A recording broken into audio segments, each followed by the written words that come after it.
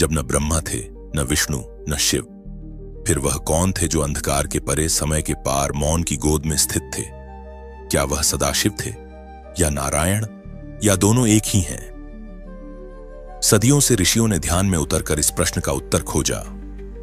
कुछ ने उन्हें सदाशिव कहा, जो साक्षी हैं, नित्य हैं, अपरिवर्तनीय हैं। कुछ ने उन्हें नारायण कहा, जो जगत में प्रविष्ट होकर उसकी लीला करते हैं। लेकिन जब एक शिष्य ने गुरु से यह प्रश्न पूछा, गुरुदेव, सदाशिव और नारायण क्या वे दो हैं या एक?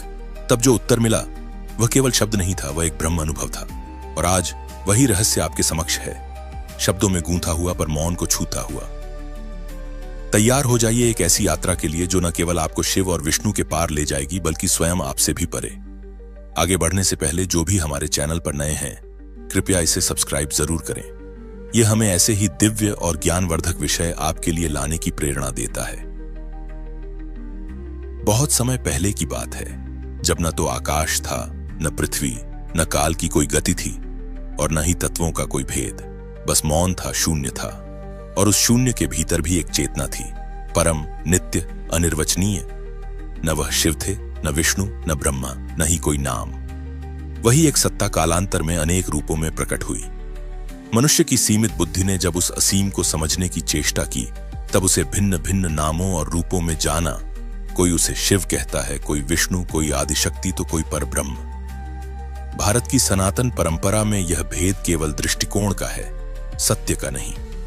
परम सत्य तो एक ही है, किंतु उसे देखने वाले ने जैसे अनुभव किया वैसा नाम दे दिया। इन्हीं अनुभवों से दो महान दिव्य नामों की उत्पत्ति हुई, सदाशिव और नारायण। दोनों ही परम तत्व के दो अभिव्यक्त स्वरूप हैं, परंतु उनकी महिमा, कार्य, स्थिति और अनुभूति में सूक्ष्म अंतर है, जिन्हें केवल श्रद्धा या वाद से नहीं, बल्कि साधना और अनुभव से जाना जा सकता है। पुरातन काल में हिमालय की एक पवित्र गुफा में एक महान ऋषि वास करते थे। वे तप, ज्ञान और ध्यान की चरम अवस्था में स्थित थे। उनके पास एक युवा शिष्य आया, जिसने वर्षों से ब्रह्म ज्ञान की साधना की थी, पर अब भी कुछ रहस्य शेष थे। वह झुका, प्रणाम किया और विनम्र स्वर में प्रश्न किया, गुरुदेव, यह जो हम सदाशिव और नारायण कहते हैं, क्या ये दो भिन्न परमात्मा हैं या एक ही? और यदि एक हैं, तो फिर दो नाम क्यों? गुरु मुस्कुराए।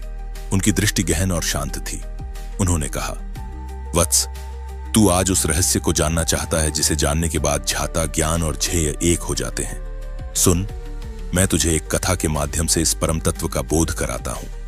यह कथा नहीं, अनुभूति है, जिसे मैंने स्वयं अपने ध्यान में देखा, जिसे वेदों ने छिपाकर रखा, जिसे उपनिषदों ने प्रतीकों में बांधा और जिसे केवल मौन में अनुभव किया जा सकता है। गुरु बोले, प्रारंभ में कुछ भी नहीं था, केवल एक ही सत्ता थी, जो न देखी जा सकती थी, न सुनी, न सोची जा सकती थी। वह चेतना न पुरुष थी, न स्त्री, न जीव, न निर्जीव। वही अनाम सत्ता जब सगुण होने की इच्छा करती है, तब वह एक कंपन से युक्त होती है।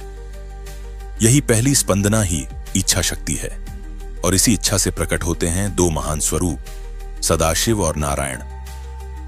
सदाशिव का प्राकट्य उस स्थिति में होता है जब चेतना केवल होने की अवस्था में स्थित होती है, न कोई कर्म, न इच्छा, केवल स्वरूपा स्थिति। वे न ब्रह्मा हैं, न विष्णु, न रुद्र, वे इन सबसे परे हैं। वे वह हैं जो साक्षी हैं, जो न बनते हैं न मिटते हैं। शिव पुराण में वर्णन आता है कि सदाशिव पंचमुखी हैं। ये मुख 5 कृत्यों को दर्शाते हैं, सृष्टि, स्थिति, संहार, तिरोभाव और अनुग्रह। लेकिन इन 5 मुखों के पार जो मुखरहित मौन है, वही सदाशिव हैं। दूसरी ओर, जब वही परम चेतना इच्छा करती है कि वह जगत की रचना करे, उसमें प्रकट हो, उसमें लीला करे, तब वह नारायण बन जाती है। नारायण, जिसका अर्थ है वह जो नर यानी जल में स्थित है, या वह जिसमें समस्त जीव स्थित हैं।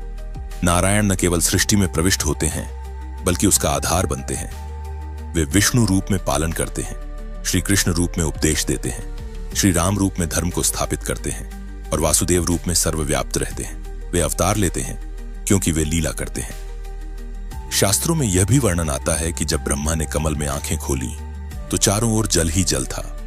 उन्हें न अपना स्वरूप झात था, न उत्पत्ति का कारण।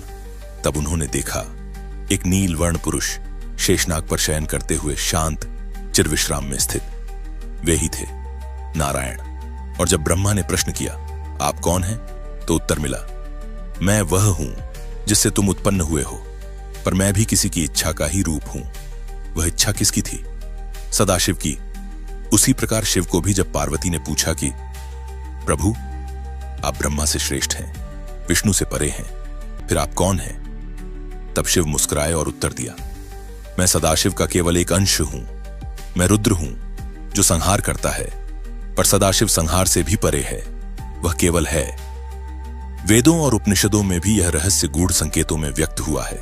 नारायण उपनिषद कहता है, नारायण एवेदम सर्वम यद्भूतम यच्च भव्यम, यानी जो था, है और होगा सब कुछ नारायण ही है। वहीं शिव संहिता कहती है, शिवाद्वयम परम नास्ति, शिव से परे कोई नहीं। दोनों ही वाक्य विरोधाभासी नहीं, बल्कि एकता के द्योतक हैं। जो नारायण है वही शिव है, जो सदाशिव है वही नारायण है। अंतर केवल दृष्टिकोण का है। जहां नारायण सृष्टि के भीतर प्रवेश करते हैं, वहीं सदाशिव सृष्टि के साक्षी बने रहते हैं। नारायण की आंखों में करुणा है, लीला है, भाव है। सदाशिव की आंखें मौन हैं, स्थिर हैं, निर्विकार हैं। नारायण का हृदय समुद्र की लहरों जैसा है, भावुक लेकिन व्यापक। सदाशिव का हृदय आकाश जैसा है, स्थिर, शांत, परिपूर्ण। महाभारत में श्री कृष्ण ने अर्जुन को गीता में उपदेश दिया, अहम आत्मा गुणाकेश सर्वभूताशय स्थित। वे कहते हैं, मैं सबके हृदय में स्थित आत्मा हूं। वहीं शिव उपनिषदों में कहते हैं, सोहम, वह मैं हूं। यह वह और मैं का जो भेद है, वही सदाशिव और नारायण के बीच का सबसे सूक्ष्म अंतर है।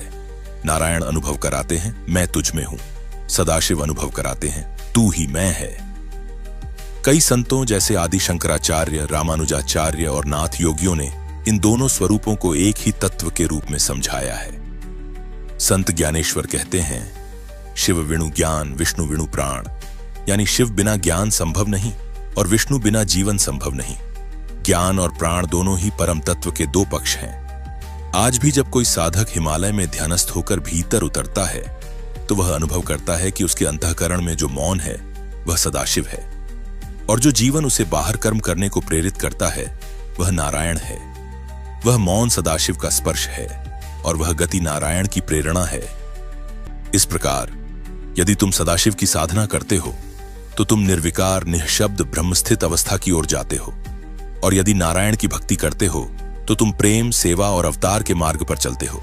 लेकिन दोनों ही मार्ग अंततः उसी ब्रह्म की ओर ले जाते हैं जो किसी नाम और रूप में बंधा नहीं है। गुरु बोले, वत्स, अब तू समझा कि सदाशिव और नारायण में कोई द्वैत नहीं है। जैसे अग्नि और उसकी ज्वाला, जैसे सूर्य और उसका प्रकाश, वैसे ही सदाशिव और नारायण हैं। जब ब्रह्म मौन में होता है वह सदाशिव है, जब वह लय में होता है वह नारायण है। शिष्य की आंखों से अश्रु बहने लगे। वह मौन था, लेकिन भीतर एक क्रांति घट रही थी। वर्षों की साधना का उत्तर आज मिला था, शब्दों से नहीं, भावना से नहीं, बल्कि उस मौन से जो गुरु के वचनों के पार था। वह उठा, प्रणाम किया और गुफा के बाहर जाकर आकाश की ओर देखा। वही आकाश जो स्थिर भी था और गतिशील भी। वही आकाश सदाशिव था और उसमें उड़ता हुआ वह पक्षी नारायण। तो अब जब आपने यह यात्रा पूरी कर ली है, शब्दों के माध्यम से कथा के छोरों को पकड़ते हुए उस परम सत्य की ओर बढ़ते हुए, तो एक सवाल आपसे फिर से उभर सकता है, क्या सदाशिव और नारायण अलग हैं? उत्तर अब शास्त्र नहीं देगा, कोई आर्षि या गुरु नहीं देगा। अब उत्तर आपके भीतर से आएगा।